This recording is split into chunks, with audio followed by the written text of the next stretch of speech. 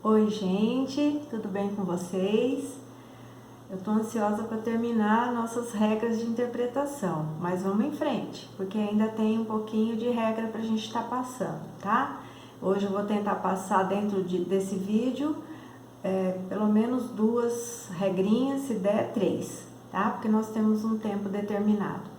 Bom, nós estamos ainda dentro dos princípios gramaticais de interpretação, ok? Então, a regra que eu vou passar agora é: a escritura tem somente um sentido, ou seja, qual é o sentido?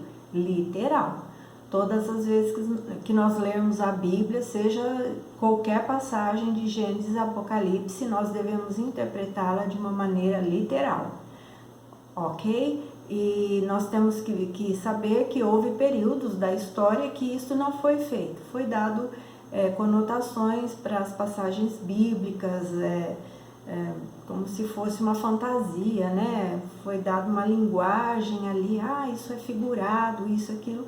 Ainda que nós já vimos que existem sim figuras de linguagem na Bíblia, simbolismos e parábolas, tudo que nós já vimos no outro vídeo. Mas aí é a própria Bíblia que está fazendo uma verdade dentro de um simbolismo. E dentro desse simbolismo, dessas figuras de linguagem, a gente interpreta de uma maneira literal, né? Mas não foi isso que aconteceu em alguns períodos da história, que a Bíblia não foi considerada literal, como nós vamos ver, ok? Bom, primeiro a gente tem que obedecer à interpretação, e nós temos que determinar 2 coisas, né? O desejo de fazer o que a Bíblia manda e o desejo de agradar a Deus, né? E aí nós vamos ver algumas passagens um pouquinho difíceis da Bíblia, porque nós temos que ler, como a regra é interpretar literalmente, então aquilo que nós vamos ler é aquilo que está, e nós temos então que interpretá-la de uma maneira literal, né? Bom, primeira passagem que nós vamos comentar aqui é 1 Coríntios 14:34, que diz assim: conservem-se as mulheres caladas nas igrejas, porque não lhes é permitido falar, mas estejam submissas como a lei determina, tá? Então, aqui eu vou aplicar o seguinte: se você não quer fazer o que diz o texto, apenas vai negá-lo e dar sua própria interpretação sobre este assunto. Se você se importa com a vontade de Deus, está livre para estudar, pesquisar e ver se as regras autorizam essa conclusão. Eu estarei interpretando esta passagem figuradamente porque ela não se enquadra na minha tendência teológica pré-concebida. Então, este é um texto extremamente difícil, assim como o mesmo Paulo que escreveu esse texto também falou sobre isso em outros textos. Aqui ele escreve para a igreja de Corinto, e também teve o texto que ele escreveu para Timóteo, que está em 1 Timóteo 2, a partir do 8, né? Do 8 ao 15, está o contexto todo lá, que ele fala: não permito que a mulher ensine, nem exerça autoridade de homem, esteja, porém, em silêncio, porque primeiro foi formado Adão, depois a Eva, enfim, todo esse contexto aqui. Então, eu tenho que avaliar se eu tenho condições de interpretar este texto. Ele é literal, Paulo falou isso, mas ele estava dentro de uma época, né? Como tem outras regras, a questão da época também. Então, nós temos que pesquisar, saber o porquê que foi dada essa ordem, porquê que foi dada esta restrição, né? E não simplesmente aplicá-la de uma maneira radical, como nós sabemos que existem segmentos no meio evangélico cristão que fizeram esta interpretação de uma maneira literal, radical, e sem levar em consideração mais nada, e eles então levam para um radicalismo, inclusive, né? Então, por exemplo, eu não poderia estar aqui ensinando nada, não poderia estar ensinando nada a respeito das escrituras, porque eu sou uma mulher, né? E existem correntes teológicas muito fortes nesse sentido. Interpretaram literalmente? Sim, interpretaram literalmente, mas assim, não se observou as questões, né, se eu estou fazendo, se eu posso analisar o contexto, se eu estou fazendo isso para agradar a mim mesmo, se eu estou agradando a Deus, enfim. Então, é uma regra difícil, mas é assim que está na Escritura, e nós temos então o direito, o dever e a liberdade de nos aprofundarmos, tá? Mas aí eu não vou fazer isso aqui, eu estou apenas passando um exemplo, ok? Outro texto difícil também, tá assim lá, 2 Reis 2, 23 a 24, que diz assim: Então subiu dali a Betel, tá falando de quem? Do profeta Eliseu. Subiu dali a Betel, e indo ele pelo caminho, uns rapazinhos saíram da cidade e zombavam dele e diziam-lhe: sobe, calvo, sobe, calvo. Virando-se ele para trás, viu-os e os amaldiçoou, em nome do Senhor. Então 2 ursas saíram do bosque e despedaçaram 42 daqueles meninos. Então, é um texto difícil, onde pode colocar em dúvida a bondade de Deus, a justiça de Deus, o amor de Deus, enfim, né? Mas você vai ter que interpretar um relato de um fato, e aconteceu mesmo. E ali o texto não nos dá permissão, porque não foi feito isso, de julgar nem o ato de Eliseu e nem o ato de Deus. Ok? Nós não podemos falar assim, não, Deus não é assim, Deus não faria isso, Deus não faz isso, Deus não é mau. Não cabe a nós, não tem como ter esse julgamento. Não existia um julgamento. Aliás, o julgamento que existiu foi do próprio Deus. Quando Eliseu orou, amaldiçoou em nome do Senhor, e a sentença veio para aqueles meninos que zombavam dele, né? Então, se sua conclusão é esta, tentando fazer Deus comportar-se como você acha que deveria comportar-se, está errado, ok? Nosso papel é entender que Deus é soberano, justo, infalível, então Ele faz o que lhe apraz.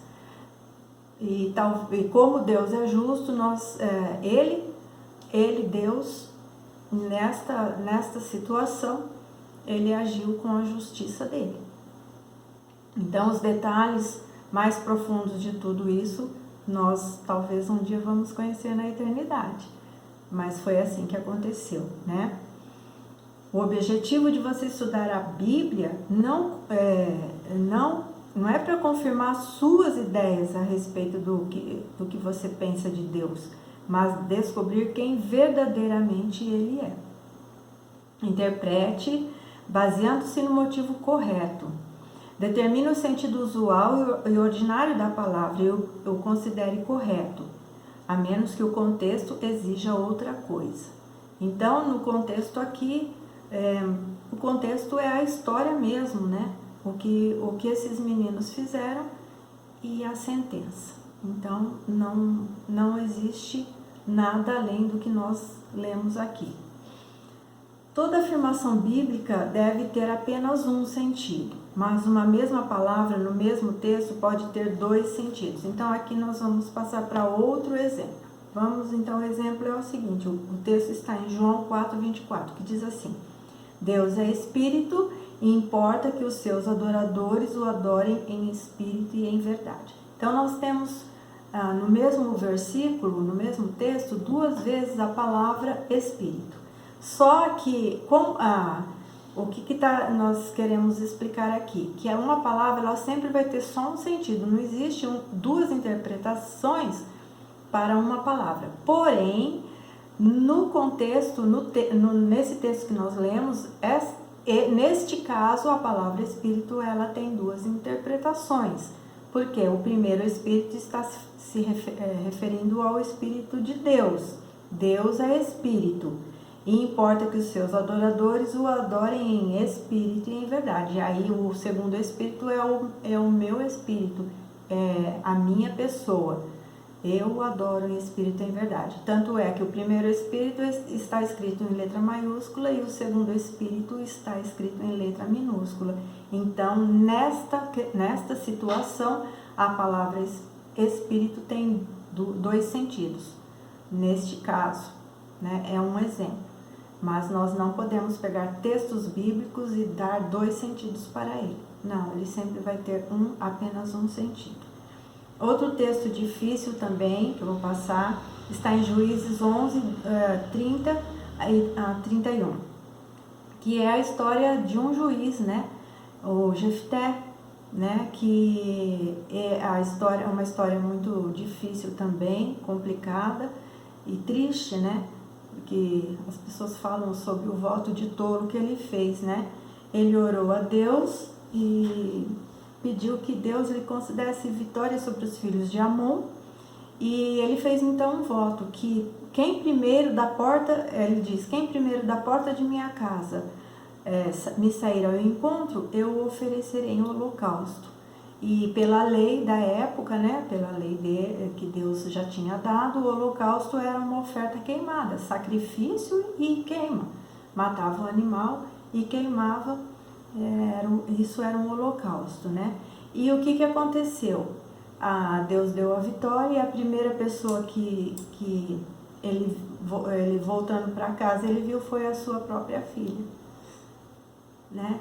E aí, no versículo 39, Juízes 11, 39, diz assim, e lhe fez segundo o voto por ele proferido. Então, a gente fica tentando, né? Eu mesmo já li comentários bíblicos, assim, o comentário tentando achar uma solução para essa questão, tipo, não, pode ser que, porque aí, até chegar no versículo 39, ela pede para o pai, para que dê acho que 2 meses para ela chorar a sua virgindade, porque ela não iria mais ter uma vida, né, se casar, e o pai lhe concede, né, e então quando ela volta desse tempo que ela passou reclusa lá, chorando a tristeza dela, então aí no versículo 39 dizia, ele fez como tinha falado, né. Mas aí como fala e aí tem a questão que até hoje o costume deles é chorar a virgindade e tal, então quiseram dar-se uma interpretação que talvez ele não matou, até porque o sacrifício humano era condenado pelas escrituras, pela lei, principalmente era condenado, jamais, né? Mas ainda assim, alguns do povo de Deus ali, eventualmente eles faziam rituais como os povos da terra ali, sim, que eles tinham o hábito, sim, de sacrificar pessoas, crianças, né? Então não se sabe. Jefté foi um juiz do povo de Deus, foi um juiz, Deus deu a vitória para ele. E aí nós não temos uma resposta. A questão literal é que ele cumpriu o voto, mas tenta se dar uma justificativa de que talvez o voto tenha sido a filha nunca ter se casado, tal, enfim. Mas, então, eu tenho que considerar literalmente e ficar um dia na eternidade a gente de repente saber o que realmente aconteceu, porque não existe uma explicação além daquilo que é a passagem contada na história bíblica, né? Bom, amém, encerramos essa regra literal, ainda que seja difícil, vamos sempre levar no literal, e aquilo que não cabe a nós compreendermos, nós temos que entregar, confiar na mão de Deus e e crer nele, porque ele é soberano, ele não erra. Nós erramos, mas ele não. Nós somos limitados, nossa mente não alcança todas as coisas de Deus. Um dia nós vamos conhecer, como a Bíblia fala, um dia conheceremos como também somos conhecidos. Mas por enquanto nós temos limitações, sim, né? Outra regra: interprete as palavras no sentido que tinham no tempo do autor, tá? Por exemplo, a parábola das 10 virgens. E aí Jesus dá a parábola das 10 virgens que estavam esperando o noivo, 5 nécias, 5 prudentes, né? E ele fala sobre as 5 que tinham azeite e as que não tinham azeite, né? Então ele fala sobre ter azeite suficiente para as lâmpadas. Quando nós lemos essa parábola, nós estamos vendo uma parábola falada, nós já falamos sobre parábolas em outro vídeo.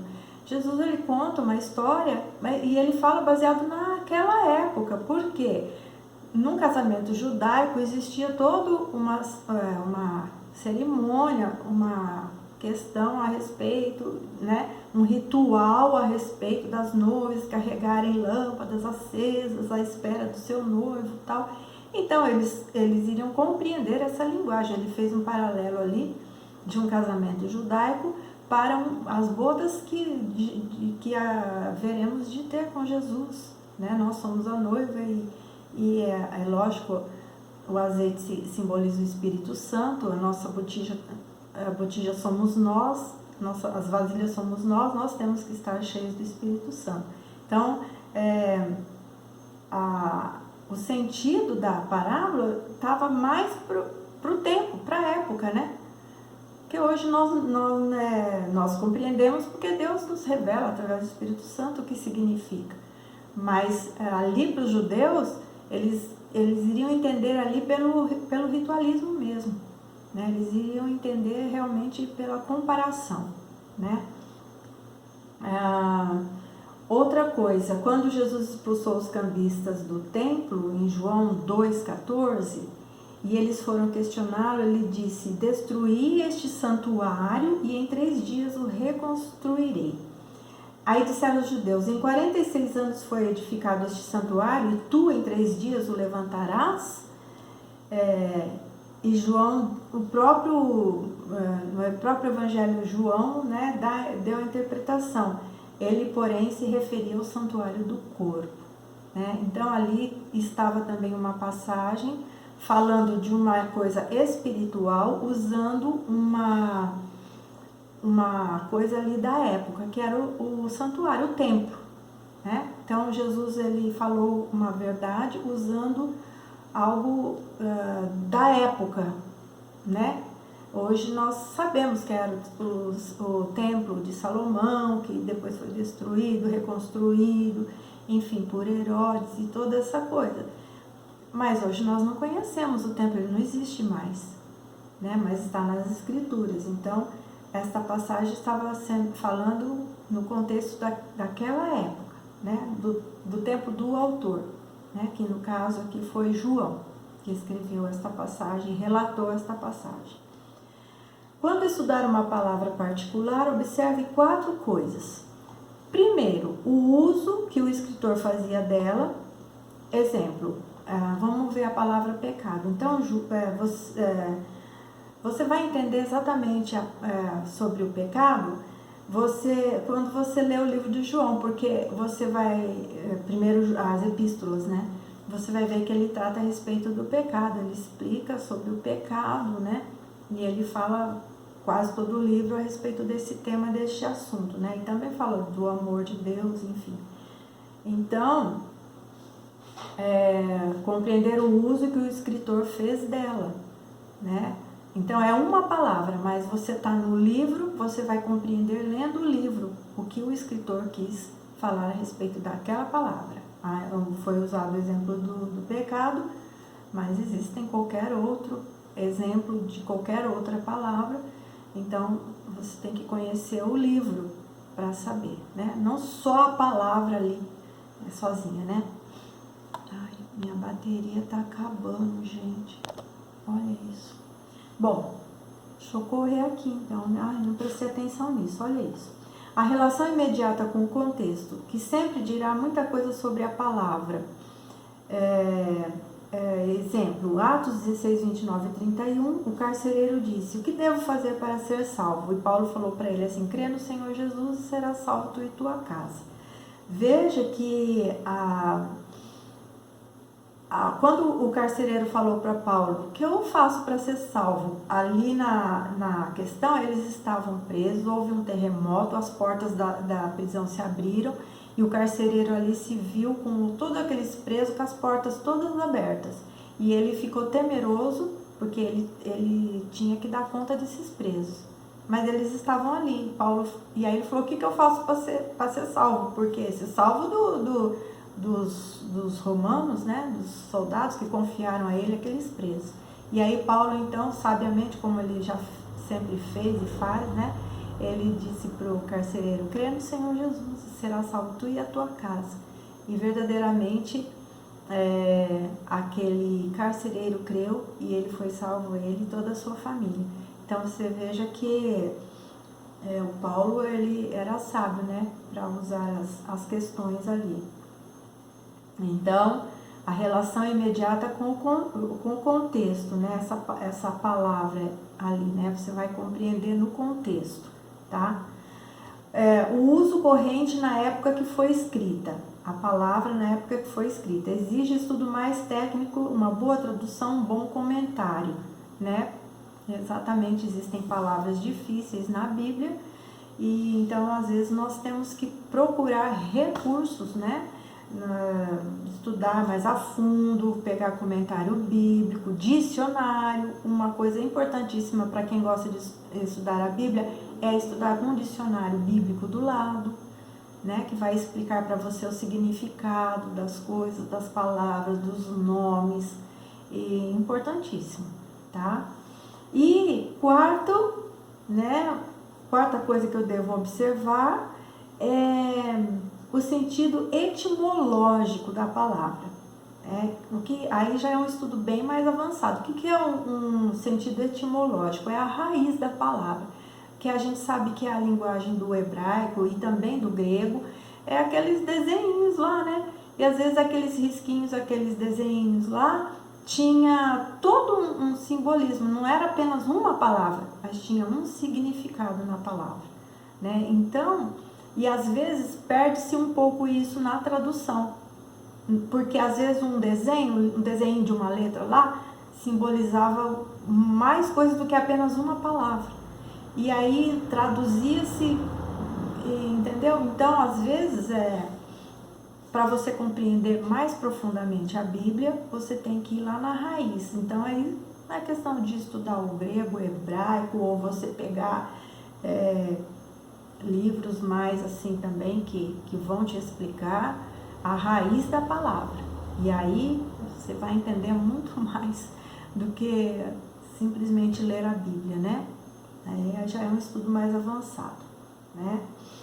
Um exemplo disso, por exemplo, de que a tradução perde-se muito e às vezes até altera o sentido, dá um exemplo aqui de Gênesis 11:1, quando conta a história da Torre de Babel, né?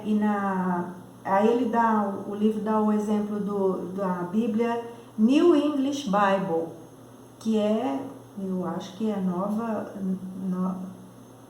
Bíblia inglesa, deve ser isso a tradução, eu não sei inglês, né? E aí, quando vai contar a história da Torre de Babel, esta Bíblia, ela dá início assim: era uma vez. E então essa não é uma tradução correta. A palavra na raiz não foi dita assim. Porque eles traduziram: era uma vez, tipo uma história. E aí dá um sentido que parece uma fábula. E não é uma história verdadeira que aconteceu. Então foi uma tradução que ficou infeliz, né? E é uma Bíblia. E às vezes a gente tem a Bíblia ali com traduções que realmente não são boas.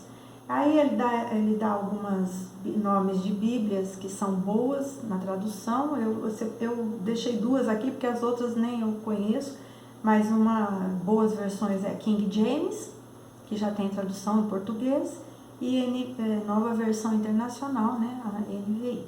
Ok?